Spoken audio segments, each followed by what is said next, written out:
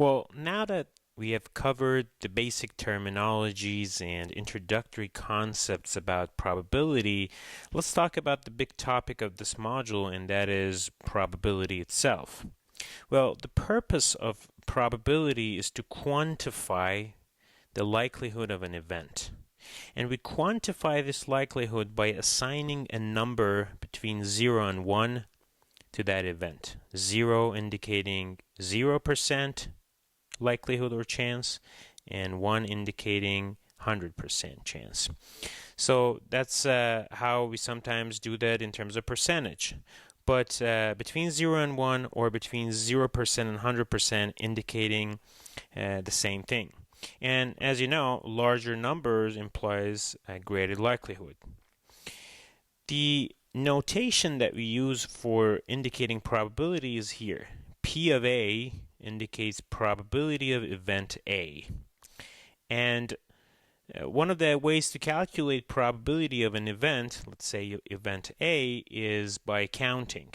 If it's possible to count the number of outcomes in event A and divide that by the number of outcomes in the entire sample space, that's the probability of event A. So this N of A is number of outcomes in event A, and N of S is number of outcomes in the sample space. Again, sample space is the set of all outcomes that can happen in that random experiment. If it's possible to count this number of outcomes, then we can easily calculate the probability of an event. Let's take the roulette wheel example again. Let me go back and show you the roulette wheel that we had. In this example, if we want to calculate probability of, let's say, first 12, let's call it T1, probability of T1 is the number of outcomes in this event, which is 12, divided by number of outcomes in the entire sample space, which is 1 through 36 plus these twos. We have 38 outcomes. So probability of first 12 is 12 divided by 38. So probability of T1 is equal to number of outcomes in event T1 divided by number of outcomes in the entire sample space. And that is 12 divided by 38. That was just one example to show you how to calculate probability by counting. But sometimes we can assign probabilities by knowing the system behavior. And one of the easiest and simplest system behaviors is where we have equally likely outcomes. Let's take one example, and that is throwing a dice, right? When you throw a dice, there are six outcomes that exist in the sample space. 1 through 6, and you know that they are equally likely. So that's the easiest and most the simplest type of system behavior, equally likely. And in those cases, when we have n equally likely outcomes, probability of each outcome is 1 over n, right? For example, in throwing a dice, you have 6, n is equal to 6. And probability of each outcome, let's say probability of, I don't know, any outcome, probability of 2 is equal to 1 over 6. Same as probability of any other outcome in that example. Let's take another example, and that is from a roulette example. What is the probability of red? Well, in this case, you would have to count. You have the entire sample space in front of you, and that is 38 outcomes. And the number of reds, you have to count them. And when you do count, it is 18. There are 18 red outcomes. So therefore, probability of red is 18 over 38. That is a very easy way of calculating probability. Let's talk about 3 axioms of probability, or 3 basic rules of probability. One of them is about probability of the sample space. Let's start from sample space. Sample space is this entire set of outcomes. And probability of sample space is obviously equal to 1. It's 100%. Everything that happens has got to be in the sample space. So probability of sample space is 1. Any other event, and remember, event is a subset of a sample space, a portion of sample space. Probability of any other event has got to be between 0 and 1. 0 is when the event is null, and 1 is when the event is the entire sample space, and anywhere in between. You can always visualize this situation by just drawing a simple Venn diagram for yourself. This is the entire sample space, and it represents the 100% basically.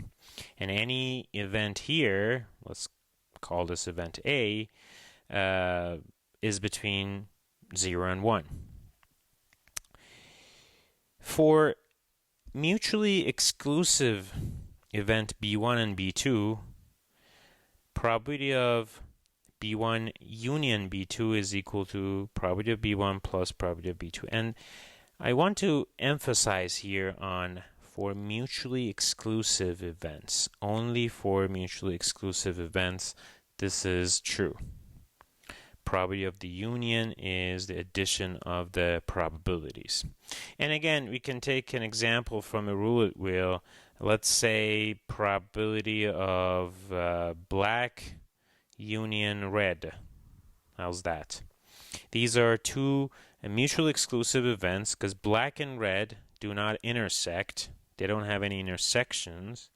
And when we calculate the probability of black union red, it is equal to probability of black plus probability of red. And again, if you count, there are 18 blacks and there are 18 reds. So that is equal to 18 over 38 plus 18 over 38, so 36 over 38. It's very close to 1, but not exactly 1, and that is because of the zeros. So for only mutually exclusive events, we can use this simple formula. Two more rules, and the first one is probability of null event. When the event is empty, probability of that is equal to 0. That is very obvious. And the other rule is regarding an event's complement. And remember, the complement of an event is everything outside of that event in the sample space. So again, to visualize that, let's take this sample space, and we have this event A. A complement or complement of this event is everything outside of this event in the sample space. We call that A prime. We know that probability of the entire sample space is equal to 1, right? So we can say probability of A prime is 1 minus probability of A, and we know that this 1 comes from probability of the entire sample space. This whole rectangle is S. That is also understandable. To just take an example from the roulette wheel, what is the probability of a red complement? Basically everything but red. Well, we already know that probability of red was 18 over 38, so we can say that probability of red complement is 1 minus probability of red, and that is 1 minus 18 over 38, so that is 20 over 38. And that rule applies to any event and its complement. Let's take a look at this exercise here, and in this exercise, which is based on the roulette example, we are notating our events. R is red, B is black, odd, even, first 12, second 12, third 12, and G represents the zeros. Given those, answer these questions, and I want you to pause the video and take a look at those questions and answer them. to the best of your knowledge. And the more difficult one is the third one, where I ask to express R using only B and G. And that means if you were to say R is equal to something in terms of B and G, how would you say that? And I strongly recommend you to draw a Venn diagram of the roulette wheel and try to answer that. So let's start with the first one. What is R intersection E? Basically, red intersection with even. So if you take a look at the roulette wheel, R intersection E is the outcomes that are red and also even.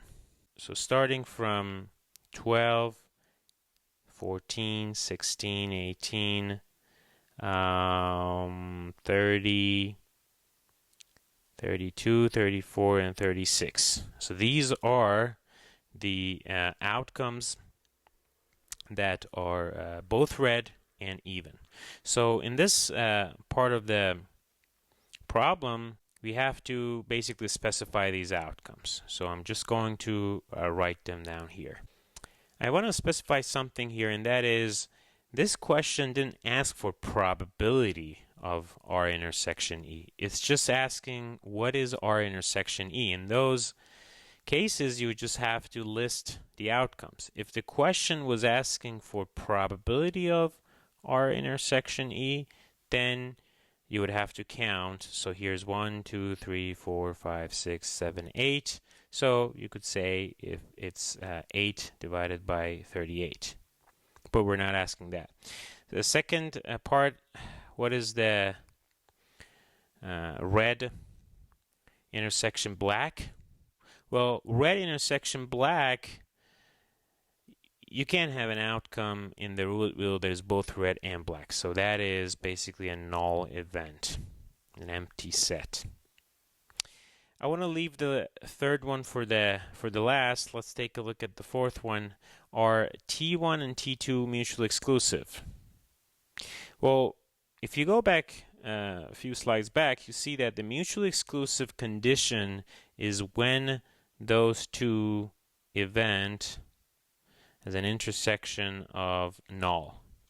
And in this case, for T1 and T2, first 12 and second 12, there is no intersection between these two. So the intersection is null. So what we can say is that yes, and because of this, they are mutually exclusive. Now let's take a look at the third part. Express R using only B and G, black and green. So let's draw a Venn diagram representing the roulette wheel. About 18 of the outcomes are black, 18 are red, and 2 are green. So I just want to divide this entire sample space proportionally to the size of each of these events.